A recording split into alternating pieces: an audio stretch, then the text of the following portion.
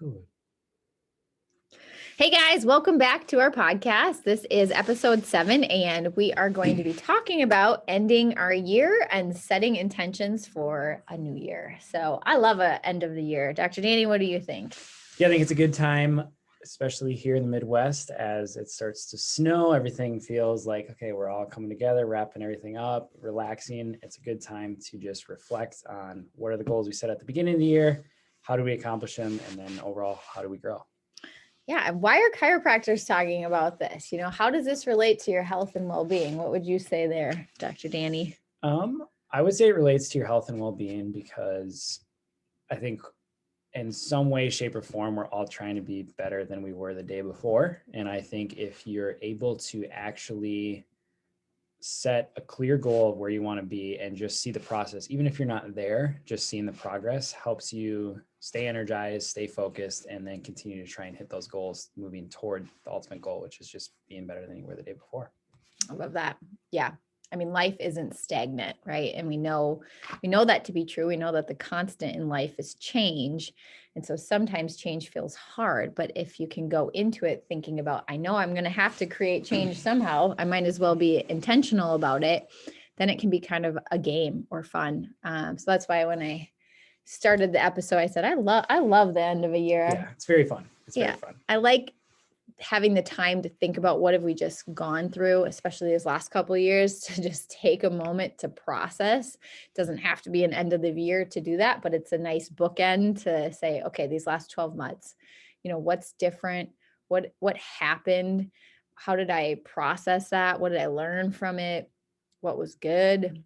What was challenging? Just starting to ask yourself those deeper level questions, I think helps you set up to not experience the same thing over and over again. So when we said like change is the only constant, right? Awareness is a key part of that, being present to the change that's happening so that you're not experiencing the same year over and over again. Right. I think that's huge. And that goes back with just reflecting so then we can project for the next year. So yeah, Dr. Danny and I, were just jotting down some ideas earlier this afternoon about what we wanted to talk about when it came to wrapping up a year and thinking about being intentional. And the concept of awareness was a key part of why this relates to your health. Because when you are connected to your internal state and connected to, what am I experiencing? What did I love? What didn't I love? What don't I want to experience anymore? That cultivates awareness within yourself first and foremost. And when we have that, then we can start to make new decisions to either change something or, like he said, be 1% different or a little bit better the next day. So I think that keeps us engaged and growing in our life versus stagnant or dying. And so energetically having awareness and being excited about your life, maybe not every part of it is always exciting, but engaged and aware is a good place to be for your health. Yeah, absolutely. Because I think awareness is the first step to changing anything. And when it's up to you whether or not you get to change it, you can make it fun, you can make it exciting. Just like Lona's saying, goals should be fun. Otherwise, you're probably not going to hit them. So what are some areas of your life that you take a moment to, how do you look at your life and review? Danny, what are some things you ask yourself? Yeah, so I think it can seem overwhelming when you think about, okay, whole year just went by, like where do you even start? And I think just breaking it up into smaller categories to help you just digest what it is that you just went through. Some of the things can be like, okay, your finances, that's one that a lot of people like to look at. Okay, your health goals, whether that's like working out or eating healthy, whatever that is. And within each category, don't get me wrong, you could probably break that up into hundreds, but just starting simple. So money, health goals, maybe your spiritual health, maybe fun goals, like did you want to travel a lot this year? Did you want to stay home a lot this year? Whatever that is for you, just kind of starting to break those things up. I'm sure Lona could offer a couple more ideas and thoughts on, different categories we can break all that stuff up into. Yeah, I think those were great. We compartmentalize many things in our life. And I think part of it is just to wrap your brain around it. Like you might have one part of your life, you're like, I feel like I'm on fire. I love this. I'm doing so great. And then we might have another part of our life that are like, I don't even want to think about that because it's a mess. And so what I would encourage you to do is actually do the parts that feel good, but don't forget to leave time to make sure that you're looking at the spot that maybe doesn't get as much attention, because I assure you that it's all interconnected. Just like we're always talking about the whole of you, mind, body, spirit, the whole of your life is all connected to that wholeness of you.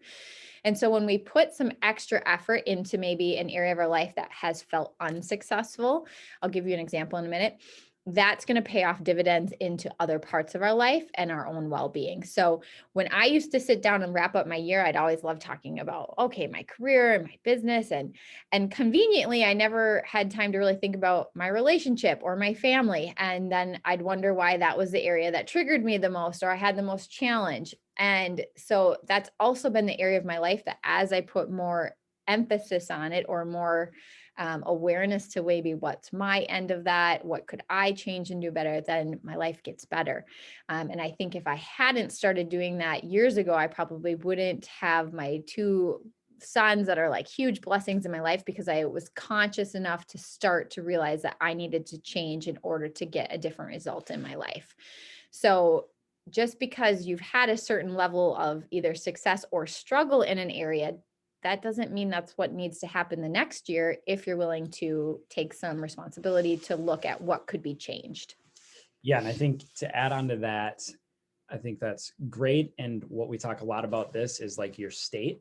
And I think it's really fun to look at, okay, what's going right, what's stuff. But if you're in a, we'll say, less than optimal mood, looking at maybe the more challenging areas of your life that you're looking to improve, maybe come back when you're in a good positive state of mind, right? When you're kind of vibrating at that higher frequency that we like to say, because then you're going to have, you know, more complete thoughts with that. You're going to be able to see it maybe in a different view, because if you're just down in that rut, when you're looking at it, you're going to stay in a rut. You need to almost think outside the box by, you know, doing those things that we've talked about in previous episodes, like how do you raise your energy? How do you raise your frequency? Revisiting that, getting yourself pumped up to be able to look at that in a different life, so then you can make those changes that you need to make. Yeah, I love that. Another thing, this is an internal process. So, you know, you don't have to share this with anyone. It's fine if you want to, but if you're being intentional about especially creating some change in your life, sometimes it's good to just really sit with that for a while internally and let that marinate for you. Also, a lot of times when we're going to create change, not everyone around us is going to embrace that, and that's okay.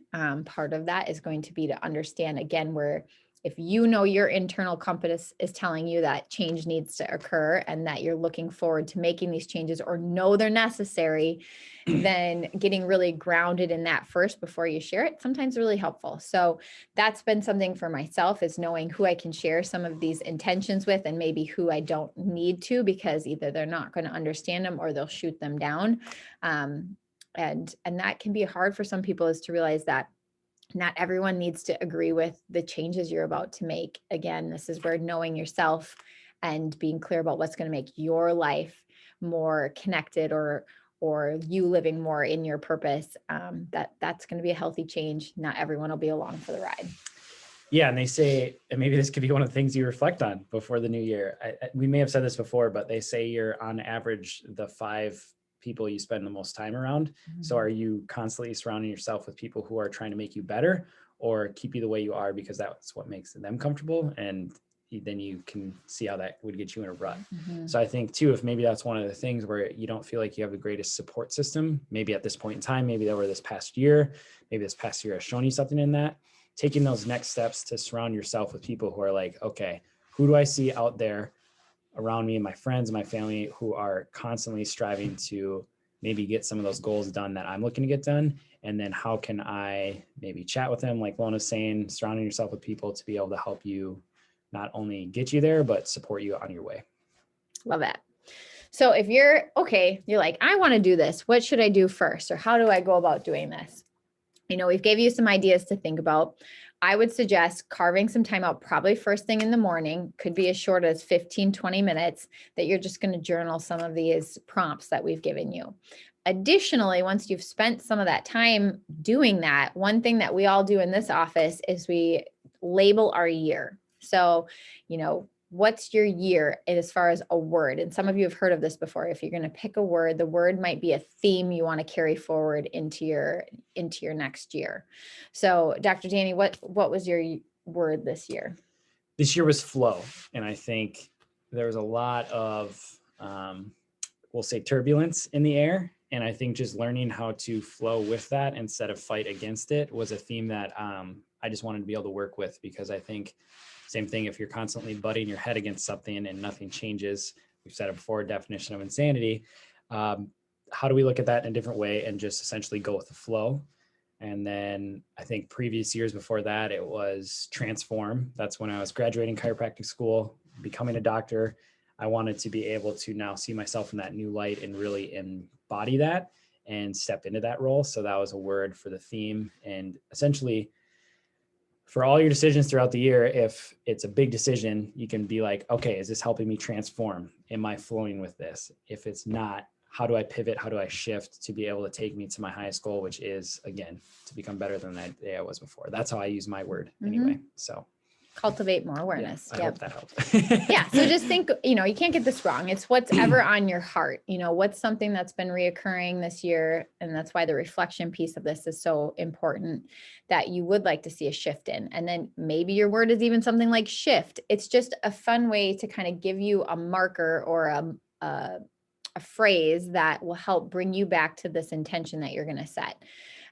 So that's a strategy. Spending some time journaling is strategy. Sorry, I can't speak. Strategy. Dr. Danny, do you have any other easy tricks to help people become more aware and to be intentional about what they're going to put forward? Yeah. So I have a couple. One is, I think, just like Lona said, taking time, sitting with yourself, journaling about it, whatever it is.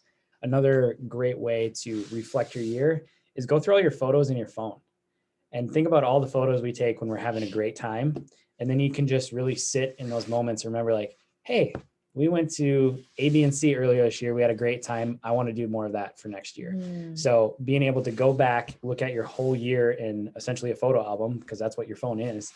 And from that, being able to be like, okay, what did I like a lot of last year? What do I want to see more of next year? And then being able to put that into your categories or whatever, or in your word, to be able to focus on that for next year. And by the time you guys hear this recording, it may be after the new year already. It might be right around the New Year's, but we're recording this before the New Year's. So I would say starting earlier, the better, because if it's already a habit before the new year, it's going to stick for the new year. I think when we all try and add 100 things on at one time, just pick simple shifts, like Lona's saying, because I think the simpler, the easier it is to incorporate, and the better it'll stick. So those are kind of my two tips. Start earlier. It takes some time for it to become a habit. Once it's a habit, you don't have to think about it. And take some time to reflect by looking through your old photos in your phone. Yep. And once you get some of these things jotted down, especially if you really want to make sure that you are sticking to it, I would put it in places you're going to see it. So, most of us carry a notebook around that has our goals in it or our intentions for the year. Also things that will work, write some things on your mirror, put it in something that you're going to touch often. So it could be something that's sitting in the console of your car, just to keep yourself focused. We know that our energy goes where our mind is. And so if we're reminding ourselves of something that we cared enough to be strategic to put these things down on paper, then it's helpful if we can revisit that thought often enough, especially if you're going to make a large change. You're probably going to need to put those in various places so that you just keep reminding yourself of the possibilities that are endless that could be created in 2022. So I think that's it. Dr. Danny, anything else? No, I think that's it. I think, have fun with it too. I think that's probably above and everything else. Is if you're not having fun with it, then what's the point? Yeah. I learned this from Dr. Danny. His mantra is, he's going to have more fun than anyone else doing. Yeah. I actually stole that from one of my good friends growing up. He said I made a New Year's resolution to have more fun than everybody else. And I took it from him about 9 years ago. And I feel like at the end of the day, if I'm not happy, then if I'm not happy or having fun, then what's the point? So yeah. It's a good mantra. All right, guys, we'll see you in 2022.